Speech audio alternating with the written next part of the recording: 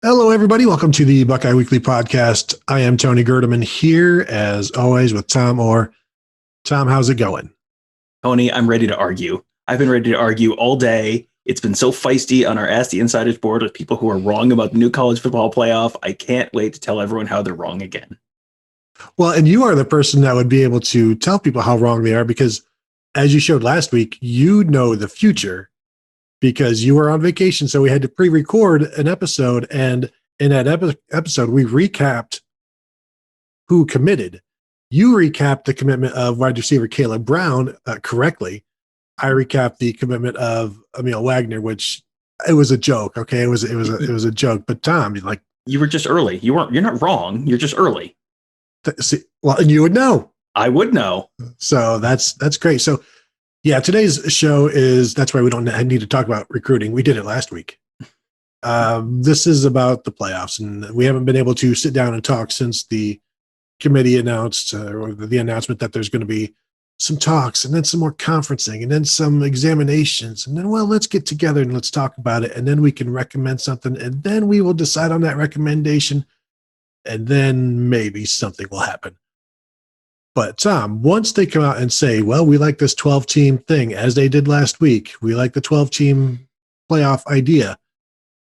Now it's going to go to further people who can alter stuff. And we'll go through exactly what's going to happen.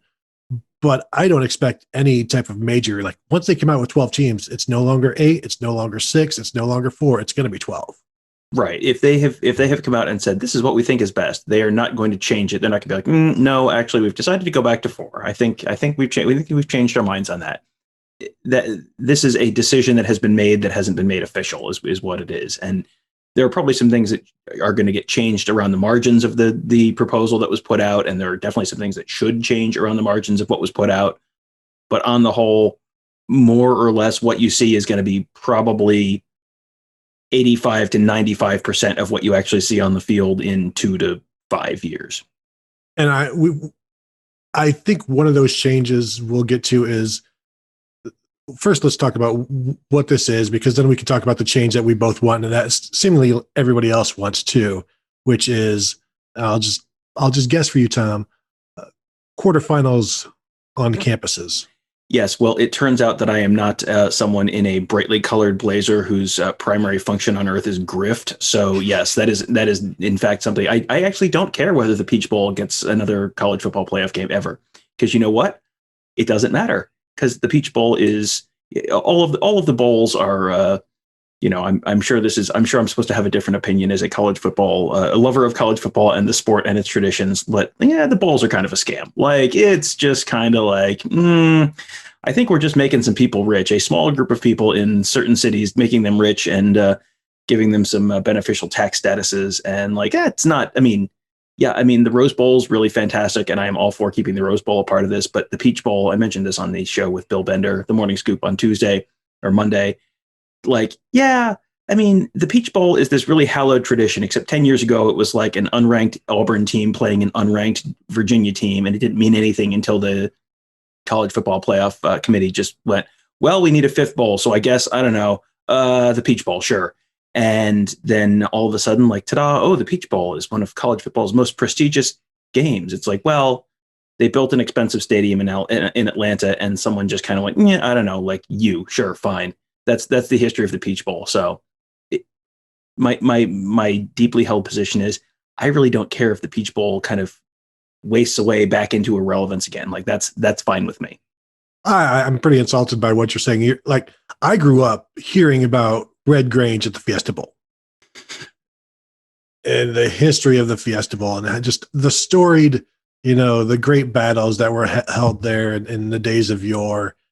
And for you to just like dismiss some of that stuff is, I don't know. I don't care for it. Yeah, the Fiesta Bowl is another one that everyone goes, oh, well, the Fiesta Bowl is one of these hallowed college football traditions. It's like, that was started in, I think, the late 70s, because Arizona, I think it was like, if I remember the story right, I think Arizona State, they basically were like, well, it was either Arizona or Arizona State had a really good season, and it was like, well, we got left out of a bowl. So then they just kind of made a bowl, and then must have been Arizona State. And they made a bowl, and then there was the Fiesta Bowl. And then it was a bunch of, throughout the 80s, it was like, oh, a disappointing Ohio State team is going to play Navy in the Fiesta Bowl, or, they're going to go play BYU in the Fiesta Bowl. And then all of a sudden it was part of the BCS. And then all of a sudden it was, National Championship Game Fiesta Bowl. This is a thing. And it's like, I got to tell you, like, I've been to 5 of the 6 right now in the last couple of years. We've been to every one except for the Peach Bowl. Like, I don't care if I never go to Glendale again. That is a stadium that's in the middle of nowhere. The field is terrible. It's unplayable. It's unplayably slick during the season because it's a terrible surface. I don't care if I ever go to Arlington, Texas again. That stadium is like, it's so big. Look, there's a big TV. It's in the middle of a parking lot across from a Walmart. Like, I don't care if I ever go back there. I'm perfectly happy to have them just be like, all right, let's do the Rose Bowl. Sugar Bowl's fine. The Sugar Bowl's fun. It's a nice, that's a nice location.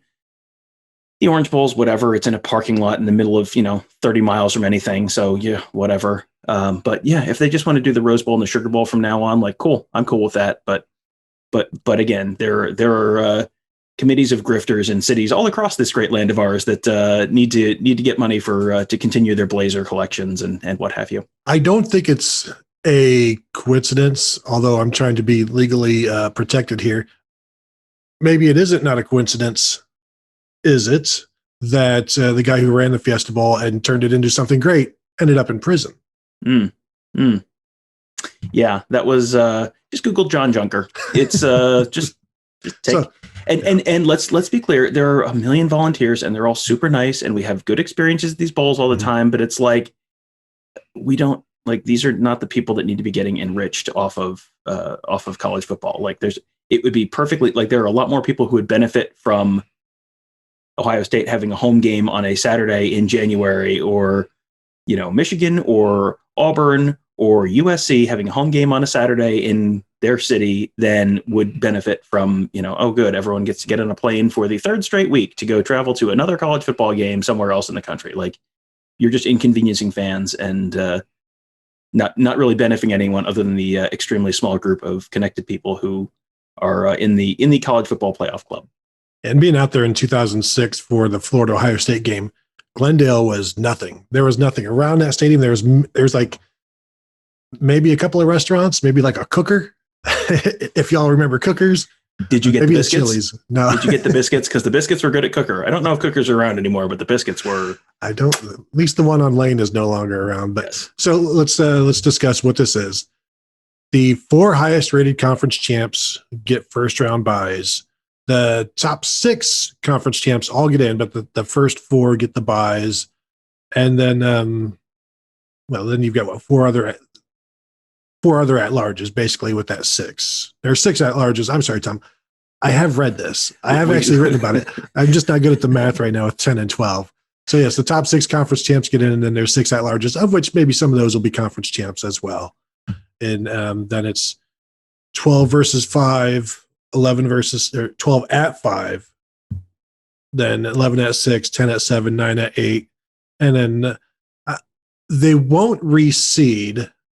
I don't really have a problem with them not reseeding them, but I also wouldn't have a problem if they did, because 12 at 5, if 12 wins that, then the lowest ranked bye team, the number 4 team, gets the easiest quarterfinal game. And well, that's not fair, but that's just, you didn't expect that to happen.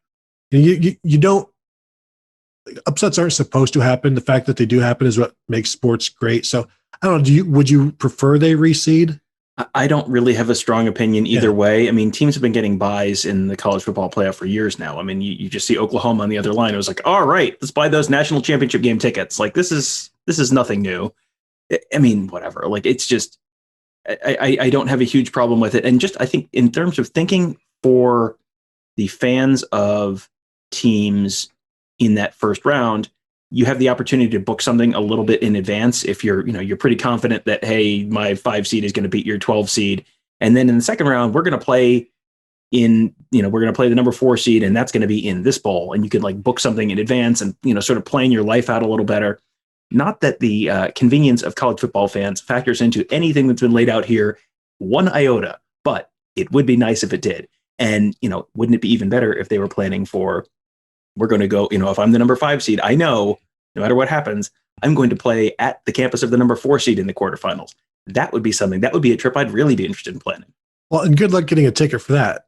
That's going to be a pricey one to try to go on the road. And sure, don't worry, there'll be 5,000 seats allotted for you, and of course, those will be who knows how much, but it's part of the game now, at least in the first round. So we'll see what those prices look like and what they become. So last year, this would have been 12 at 5 would have been Coastal Carolina at Notre Dame. That interests me. Mm-hmm. Indiana at Texas A&M, 11 at 6. That interests me. Iowa State at number 7, Florida. Whatever. And then Georgia at UC. Of course, Tom, as we know, we are on the calls every week with the committee. They have different justifications for whatever they need, and they can use the opposite of one justification to put somebody else exactly where they want. So when people talk about, you see like Ross Dellinger from SI is like, this is what it would have looked like the last 7 years. No, it wouldn't have, because they would have manipulated all 12 spots just like they manipulate the 4. And even they manipulate 5 through 8 at times just to make it look like, oh, Iowa was close. They almost made it in 2015. Well, and they manipulate the bottom of the poll too, where it's like, hey, this, Auburn lost. They're 23rd. They lost, but they're all going to slide to 25. And look, Georgia still has a top 25 win over Auburn, so they're pretty good. Like, this is outside of the bowl thing and not playing the quarterfinals in campus sites. My biggest objection to this is you still have the stupid committee. Like, I don't trust the committee at all. The committee there's no logical through line on any of their stuff. You sit on those conference calls with Gary Barta every week, and it's just like he gives one answer, and it's like, the game control. They've just had such great game control. You can't really deny it. And it's like, okay, well, what about this team that you've got ranked really high that has barely been scraping by and had to have a bunch of miraculous comebacks? It's, well, you got to, we have to take this. You can't weigh anything more than the strength of schedule. It's like, well, okay, but their strength of schedule is based on, they haven't played a bunch of undefeated teams. They just played a bunch of slightly above 500 teams. Like, well, but you've got to remember, and they just talk in circles, and it's just, I can't believe I'm saying this as someone who lived through the BCS. I would prefer they go back to just an objective set of computer rankings, which have gotten a lot better, by the way. Use S&P Plus instead of Billingsley. You go back to the BCS era, and everyone's complaining about the BCS, and I think the problem with the BCS wasn't using the computers. The problem with using the BCS was they were always trying to correct last year's problem. Mm-hmm.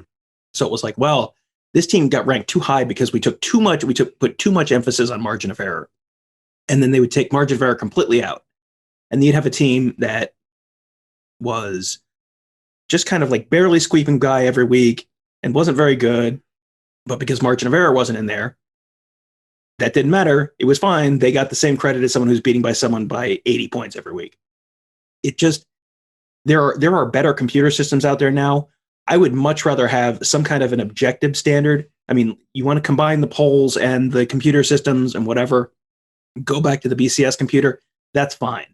The whole thing gets manipulated so much. And it's like when you feel like what's getting said on College Game Day or the post-game college football show is impacting what's happening in the board, that's screwed up. That is not a system you can really trust. I would be in favor of just completely getting rid of that committee. That seems like one of the real weak points of this whole proposal. Yeah, and by going to 12, I think you lessen their impact or spread it out over a wider surface area. So you have fewer teams kind of get screwed by it, but they're still going to manipulate it the way they want. That's why I'm saying last year, it would have been Georgia at Cincinnati. There's no way they were ever going to send Georgia to Cincinnati. That would, I believe it, when I see it, and I don't believe that I will ever see it. And so, don't just look back at what it says and, that's what this would have been, because they would manipulate it, malleate it, whatever they needed to do to get a better version, because you don't want to send what's Nippert hold 35,000 as opposed to Georgia that'll hold 90 or whatever. That's and maybe there's a deal where they have to hold the games in Paul Brown instead of Nippert or something like that, just to, and that's an option. Theoretically, if you have a committee, they're supposed to just be considering the teams. They're not supposed to be considering capacity of stadium or ticket revenue or any of that kind of stuff. Theoretically, that the problem with the committee is, of course, they consider all that crap. Like, of course they do. That's. I mean, I know they say they don't, but they say lots of stuff. As we have heard on those conference calls, they say lots of stuff. I mean, we can get into what they said about sending teams to cold weather sites if we want to, but holy smokes, do they say a lot of stuff that's like, have you watched football before? What are you talking about? Well, and I don't know if it was Bill Hancock or whatever who mentioned the playoffs and the cold weather. How well, by this point in the season, teams have winterized their stadiums. Well, you can wait a couple weeks to throw the antifreeze in the toilets if there's going to be some possibility of playoffs, and it's not like December 28th or whatever or January 1st. If the idea that you have to you can't ask people to be outside, it's ridiculous. I'm going to read you the same quote I read to Bill Bender on the Morning Scoop on Monday. This is from Bob Bowlesby.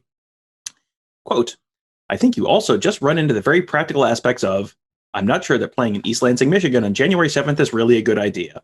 I think those games probably do in significant ways favor warm weather schools. He means the neutral site games or the bowl games.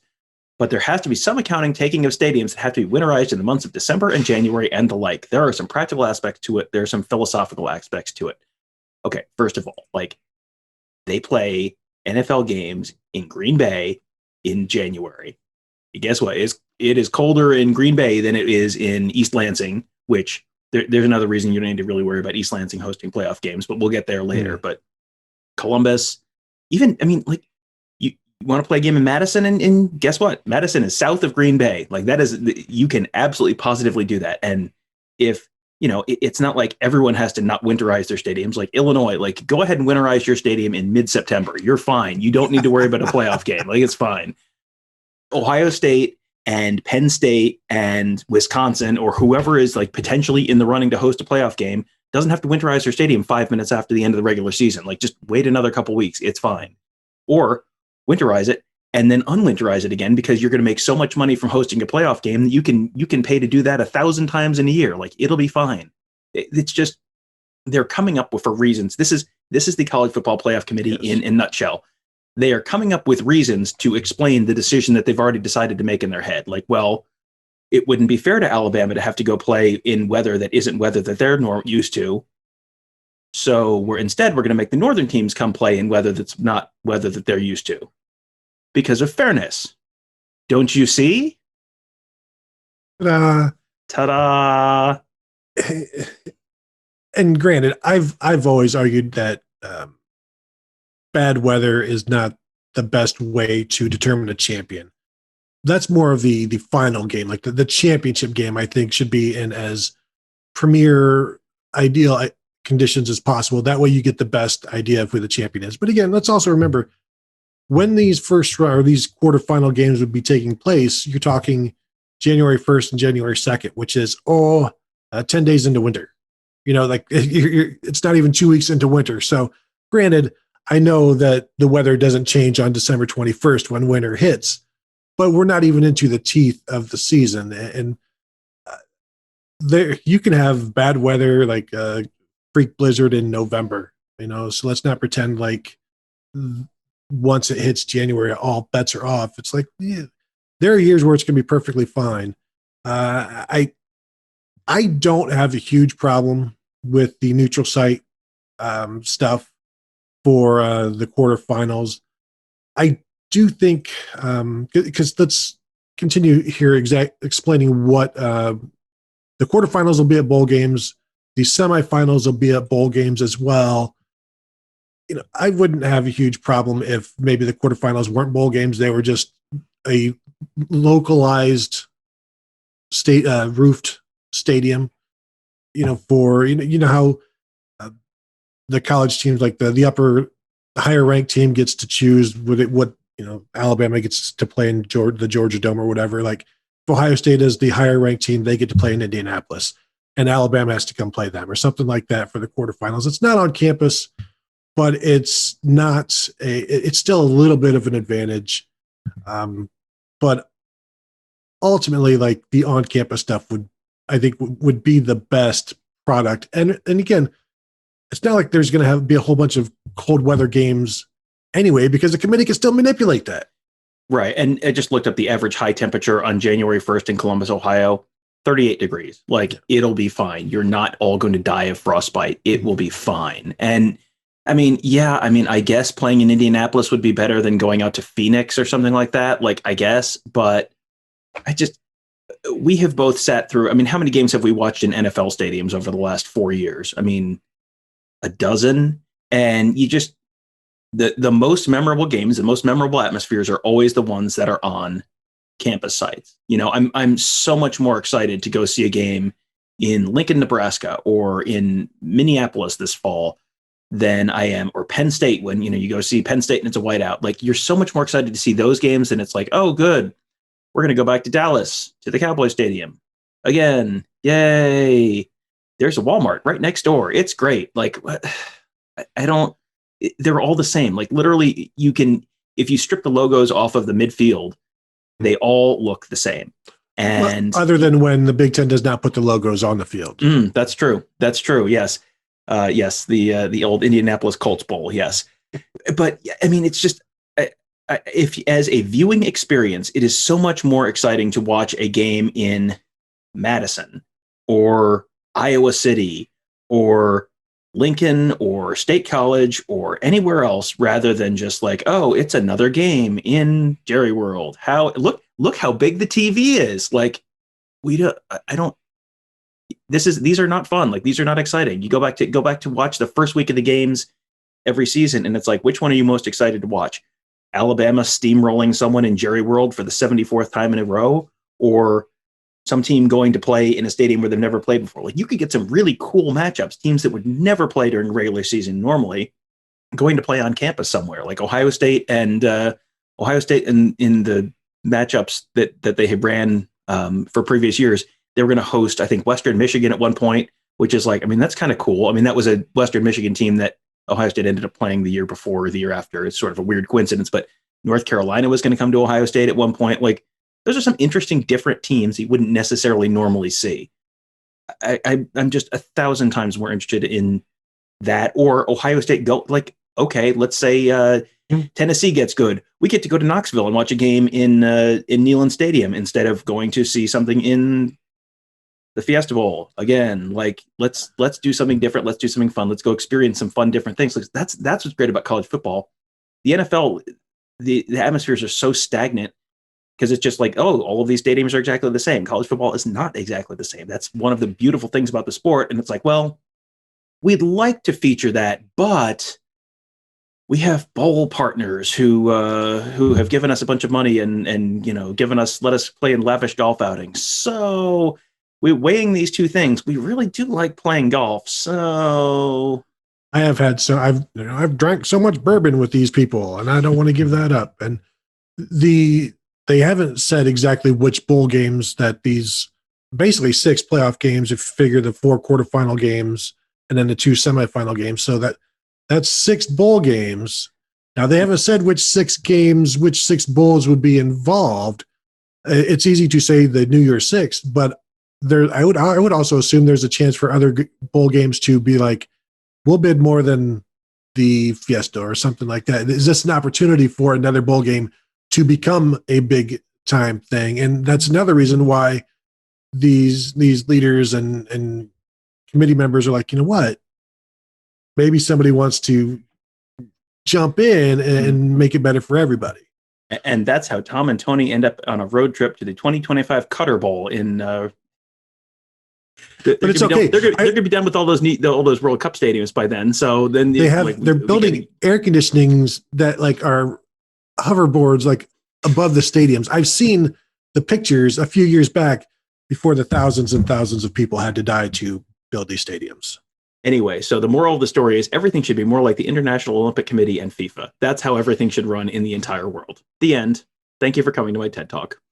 And if they did just have these quarterfinals at home, yes, that's fewer bowl games that's fewer marquee bowl games.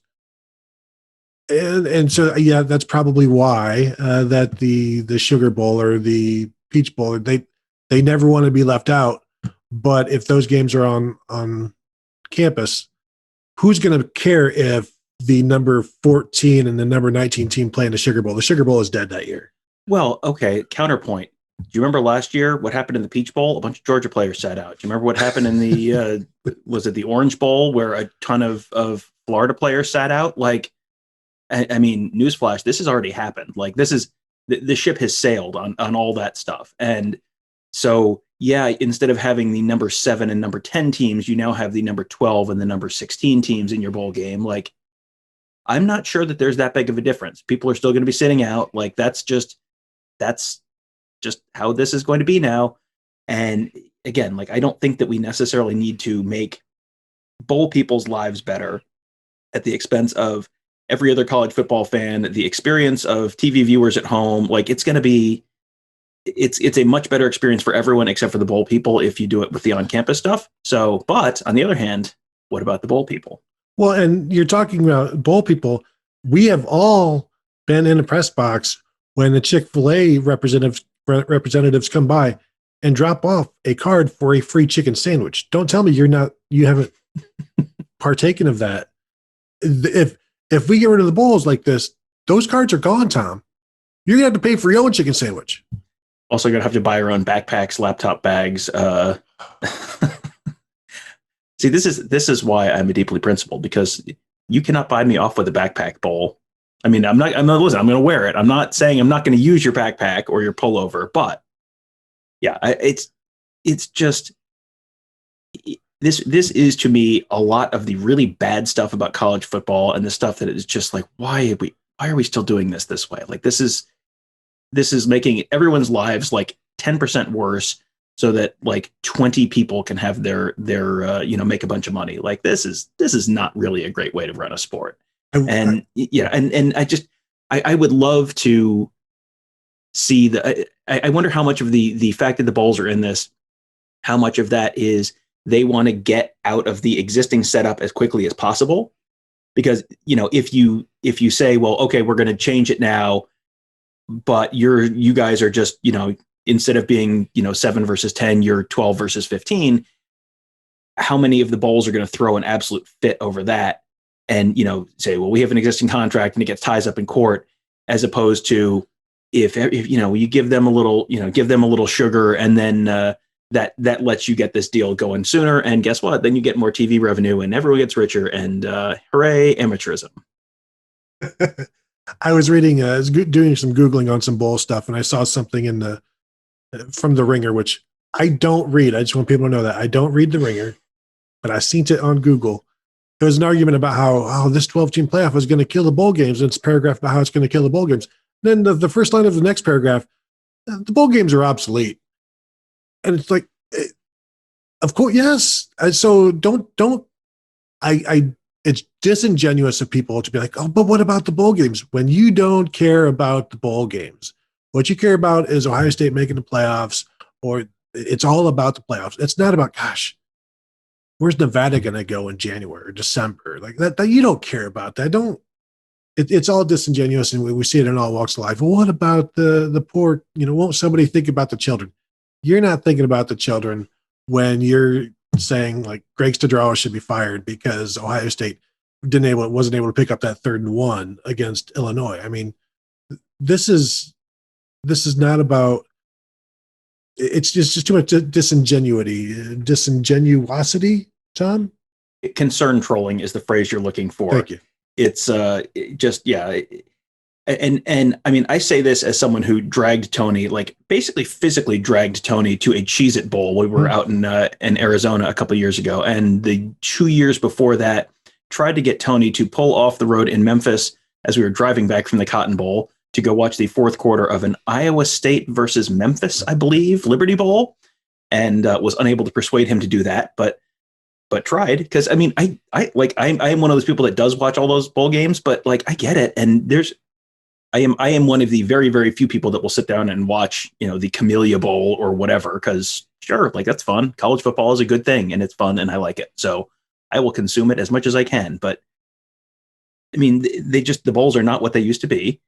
The bowls are, that I think everyone has kind of figured out, like, yeah, I mean, if you're not playing for the national championship, it's all kind of like, yeah, like, I mean, people are sitting out all sorts, people are opting out of all sorts of bowl games. And every program that has said, well, that would never happen to us. It's like, well, that will never happen to us.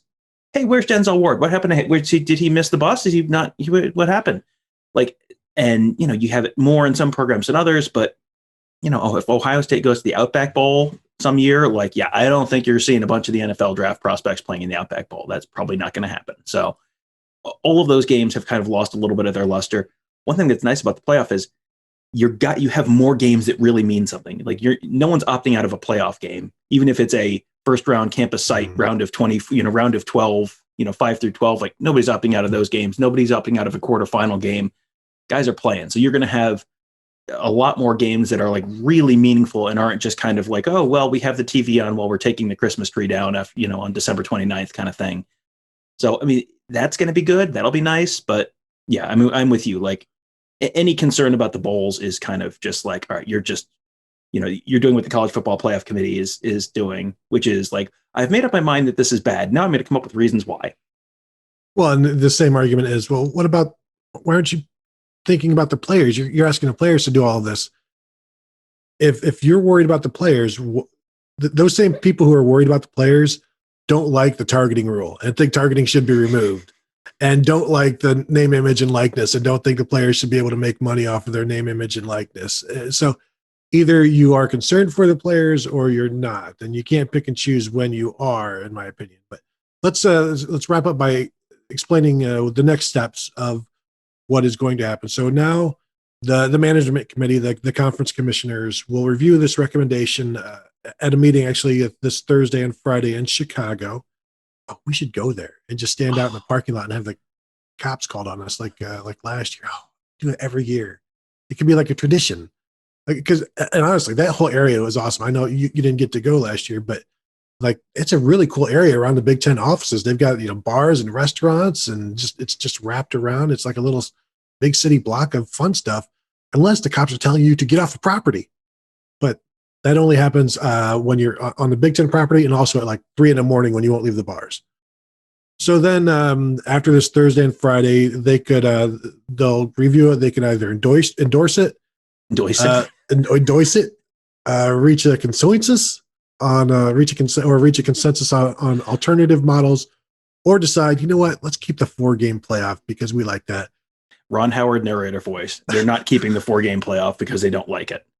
They will then forward that recommendation to the College Football Playoff Board of Managers on June 22nd.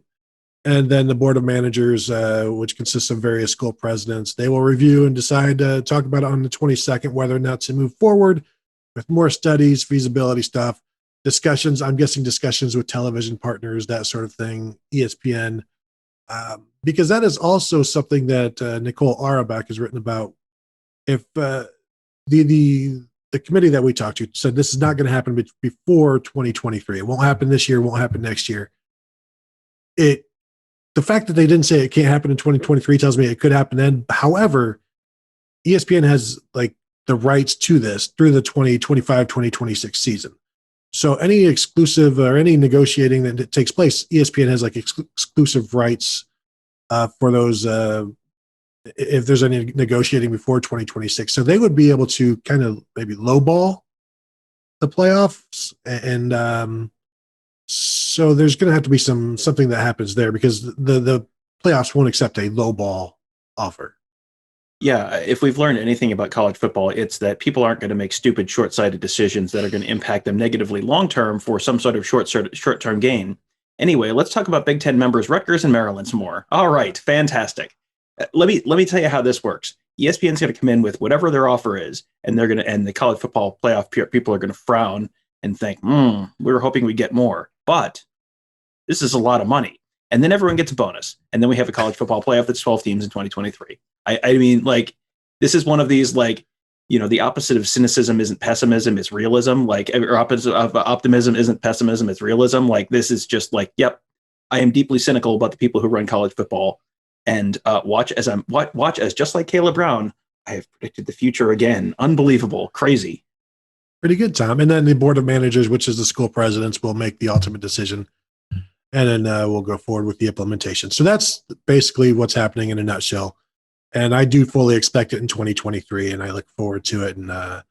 And other people should as well, and you should as well. And this next episode, we'll talk about some of what the detractors say and how our thoughts on that, and whether there's some validity and stuff like that to it. There's totally not. No, I'm just kidding. We will discuss it politely and with conjecture, due respect, that sort of thing. So, Tom, I did not check out the Morning Scoop with Bill Bender because I didn't want my own thoughts to be clouded. Plus, I don't care about Bender. I don't respect his opinion. And I will tell him that when I see him this season. But that'll do it. Thank you all for listening. Thank you guys for watching. It's another camp week, as you guys know. So the Ask the Insiders board at BuckeyeScoop.com will be hopping, and we'll have all kinds of video and updates. And gosh, it's if you guys have experienced it, if you haven't tried out this week, it's going to be a fun one as well, as anybody that has been there this month will tell you. So thank you all for listening. Thank you for watching, and we will talk to you on Thursday.